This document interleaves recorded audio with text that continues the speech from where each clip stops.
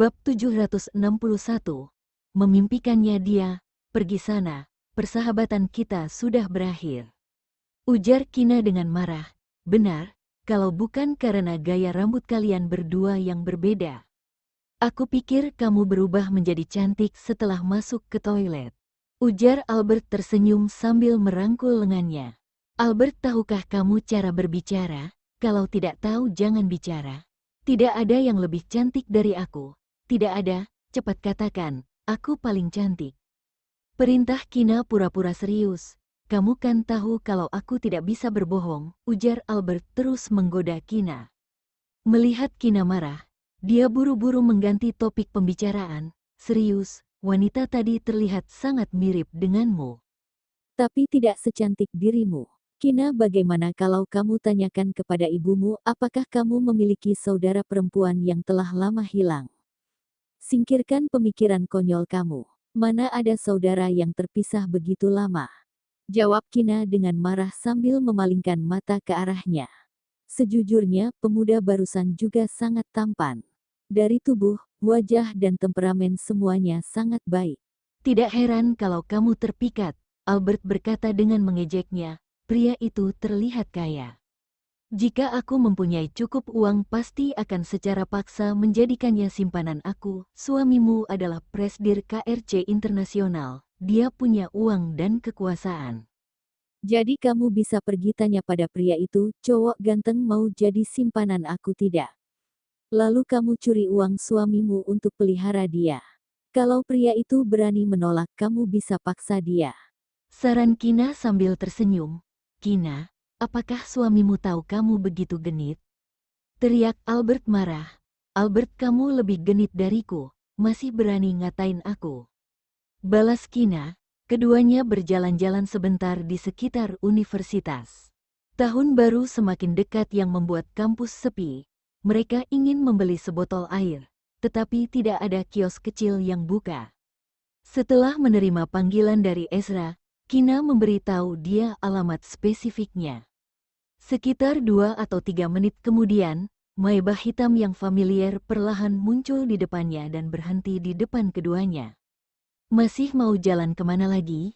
Tanya Ezra turun dari mobil kepada keduanya. Kina memandangi wajahnya yang tampan, terutama matanya yang sedikit dingin dan dalam yang membuat Kina berkedip tanpa alasan.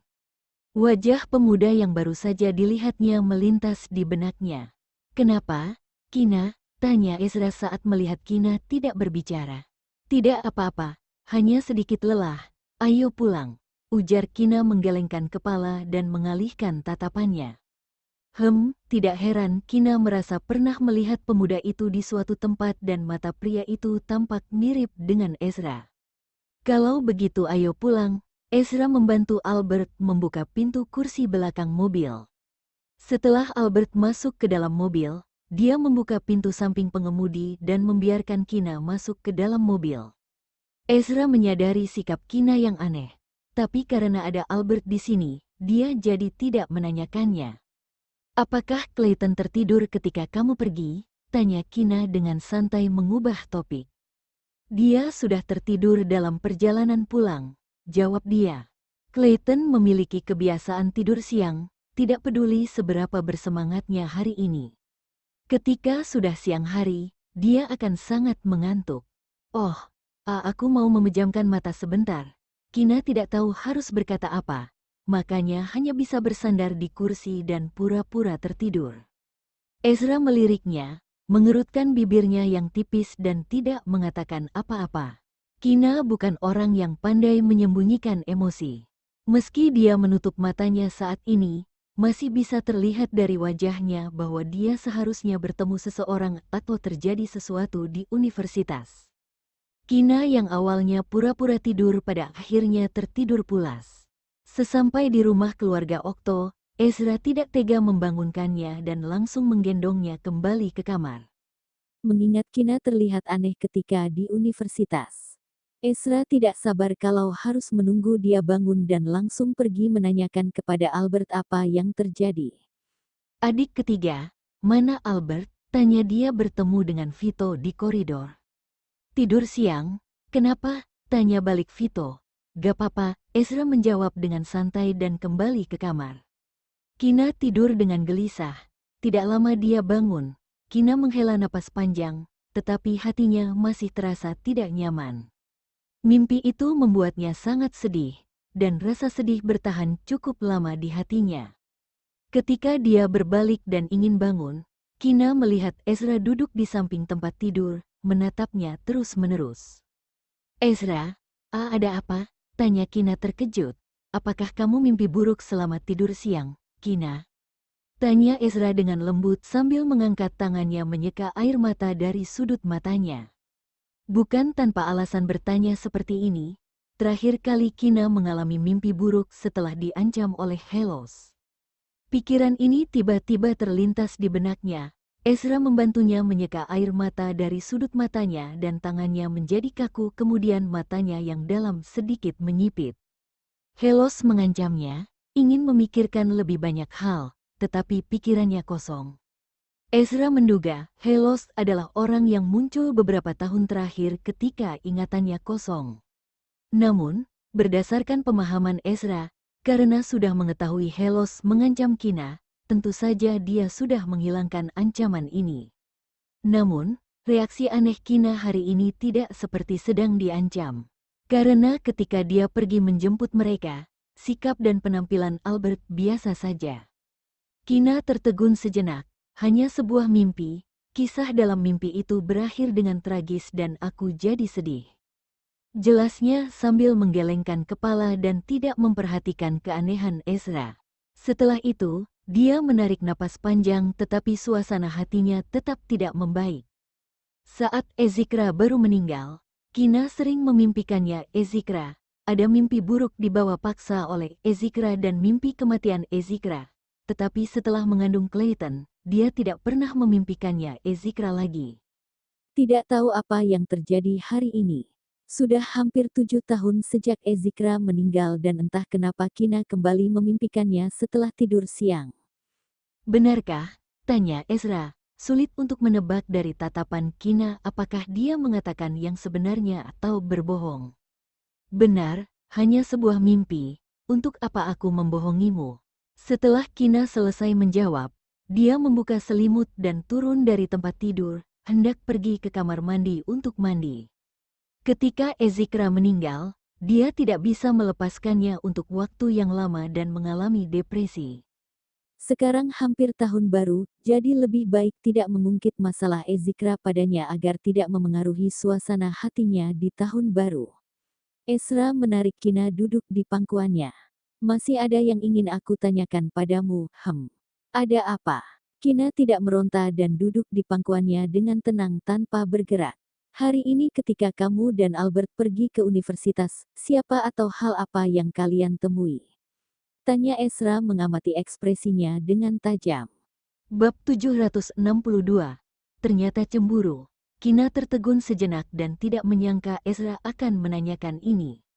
Nalurinya sangat sensitif dan tidak ada yang bisa disembunyikan dari Ezra. Itu, ketika aku keluar dari kamar mandi aku bertemu dengan seorang pria muda dengan setelan rapi, tampan dan terlihat baik. Kemudian tatapannya memberiku perasaan yang tidak terlukiskan. Ketika kamu datang menjemputku dan Albert, aku baru ingat mata pria itu sedikit mirip denganmu. Kina, Ezra marah setelah mendengar ceritanya. Apa? Kina dikejutkan oleh suaranya yang sedingin es. Bagaimana bisa seorang pria berubah secepat ini? Ada apa? Apa yang aku katakan itu benar. Aku tidak membohongimu. Kalau tidak percaya tanyakan saja kepada Albert. Albert juga mengatakan pria itu tampan dan muda. Jika dia memiliki uang yang banyak dia ingin menjadikan pria itu selingkuhannya. Jelas Kina. Ezra menggertakkan giginya dengan marah dan Kina masih mengatakannya. Masih berani mengatakannya, masih mengatakan semuanya fakta. Dia lebih suka Kina membohonginya mengatakan pria itu jelek. Dasar, baru saja tidak menjaganya sudah berani melirik pria lain. Bahkan melihat dengan sangat detail dan menggunakan begitu banyak kata bagus untuk menggambarkan pria itu. Lalu, apa yang kamu katakan? Tanya dia. Ezra tidak lupa Kina diam-diam memiliki sisi genit. Jika Kina berani mengatakan seperti Albert, dia pasti akan mati.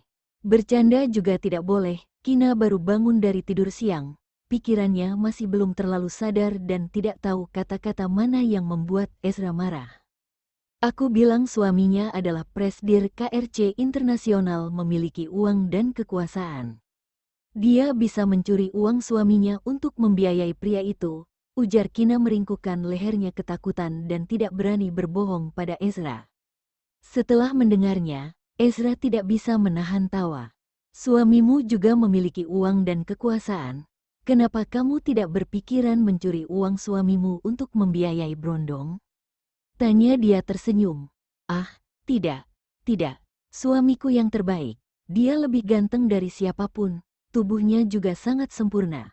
Memiliki sifat yang sangat baik dan kekuatan fisik yang baik. Kenapa aku harus menghabiskan uang untuk menemukan seseorang yang lebih buruk dari suamiku? Ujar Kina baru menyadari Ezra sedang cemburu. Semua orang menyukai orang dan benda-benda cantik. Aku juga tidak terkecuali. Aku hanya menyukai saja tidak akan memiliki pemikiran aneh. Apalagi di hatiku tuan muda kedua yang terbaik di dunia. Ujar Kina, setelah Ezra mendengarnya, dia memeluk Kina ke dalam pelukannya dan menciumnya dengan ganas sampai Kina hampir kehabisan napas. Kina melepaskan diri dari pelukannya dan berlari ke kamar mandi. Setelah mandi, otak Kina seperti baru tersadar dan dia mengirim pesan WeChat kepada ibunya. Lalu bertanya apakah dirinya memiliki saudara perempuan yang telah berpisah selama bertahun-tahun. Ibunya terdiam beberapa saat dan bertanya kepada Kina ada apa dengannya. Dari mana dia memiliki begitu banyak anak yang telah lama hilang. Melihat ibunya menyangkal dan seperti tidak menunjukkan tanda-tanda ingin berhenti. Kina tidak berani memblokir atau menolak menerima pesan. Dia hanya bisa memutuskan internet dan menolak untuk menerima pesan dari ibunya. Dunia ini begitu besar dan ada begitu banyak orang yang mirip. Sering ada berita di internet mengatakan bahwa artis debutan baru terlihat seperti XX yang dikenal sebagai XX. Kemudian Kina melupakan masalah ini. Vito membawa barang-barang yang dia beli saat berbelanja siang tadi. Pelayan toko baru saja mengirimkannya ke rumah keluarga Okto. Ketika dia kembali ke kamar, dia melihat Albert baru bangun dari tidur siang. Oh iya, kakak kedua sepertinya ada urusan mencarimu. Aku bilang kamu lagi tidur. Terus kakak kedua tidak mengatakan apa-apa dan kembali ke kamar. Oh, Albert kembali berbaring di tempat tidur dan menyipitkan matanya sebentar sebelum dia bangun. Di mana dia? Sudah bangun, lagi bermain dengan Clayton di taman belakang. Jawab dia bolak-balik membawa barang-barang ke ruang ganti. Albert bangkit pergi mandi, mengganti pakaian dan turun. Dia melihat Ezra dan istrinya duduk di ruang tamu. Tuan muda, ada apa mencariku? Tanya Albert. Tuan muda apaan? Panggil kakak kedua, mengerti? Ujar Vito segera mengoreksi panggilannya. Panggilan tuan muda hanya untuk orang luar. Albert sudah menjadi istrinya, tentu saja harus memanggil kakak kedua. Oh, mengerti, kakak kedua, panggil dia, tidak ada, awalnya ingin menanyakan sesuatu padamu. Tetapi Kina sudah memberitahuku, jawabnya dengan santai. Ketika Albert mendengarnya mengatakan ini, dia memikirkan gadis yang dia temui di sekolah yang terlihat seperti Kina, tetapi tidak mengatakannya. Lagi pula, banyak orang melihat orang asing pada pandangan pertama dan merasa mereka sangat mirip dengan seseorang. Ini disebut wajah pasaran. Uhuk, Albert tidak berani mengatakan ini. Karena Kina pasti akan kesal setengah mati. Keesokan sore Ezra tiba-tiba menerima telepon dari pelayan Abian yang memberitahunya bahwa seseorang ingin membeli villa kakak laki-lakinya. Orang itu membuka harga yang sangat tinggi dan pelayan Abian tidak bisa memberikan jawaban makanya menelepon Ezra. Pelayan Abian adalah orang yang merawat Ezikra. Setelah kematian Ezikra, dia mengelola villa dan tidak pernah berpikir untuk pergi. Meski villa itu tidak berpemilik, tetapi semua orang yang tinggal di area villa itu tahu bahwa villa itu milik keluarga Okto. Lokasi villa itu sangat bagus. setiap jengkal tanahnya berwarna emas. Tetapi beberapa tahun terakhir tidak pernah ada yang datang menanyakan apakah villa ini dijual. Memikirkan keluarga kakak laki-lakinya, suasana hati Ezra tiba-tiba menjadi pilu. Ezra tidak takut memikirkan kakak laki-lakinya, tetapi Ezikra adalah duri di hatinya yang tidak bisa dihilangkan. Setiap kali Ezra memikirkan Ezikra, dia tidak bisa menahan sakit hatinya. Setelah kakak laki-lakinya meninggal, Ezikra membencinya karena kesalahpahaman dan dia yang memimpin kesalahpahaman itu. Ezikra tidak mengetahui kebenaran kematian orang tuanya sampai dia meninggal. Tidak akan dijual, berapa banyak uang yang ditawarkan pun, villa ini tidak akan dijual. Ekspresi Ezra sangat menakutkan. Ketika hendak menutup telepon, dia mengingat sesuatu. Tunggu, siapa yang ingin membeli villa? Villa kakak laki-lakinya telah dibeli hampir 20 tahun lalu dan saat itu harganya kurang dari 20 miliar. Sekarang, ada orang yang rela menghabiskan puluhan miliar untuk membeli villa itu. Puluhan miliar dapat membeli villa baru di lokasi yang sangat baik di pusat kota negara R. Dan ini terjadi saat mendekati tahun baru. Semua ini sungguh aneh. Tuan muda kedua, agen properti yang datang bertanya.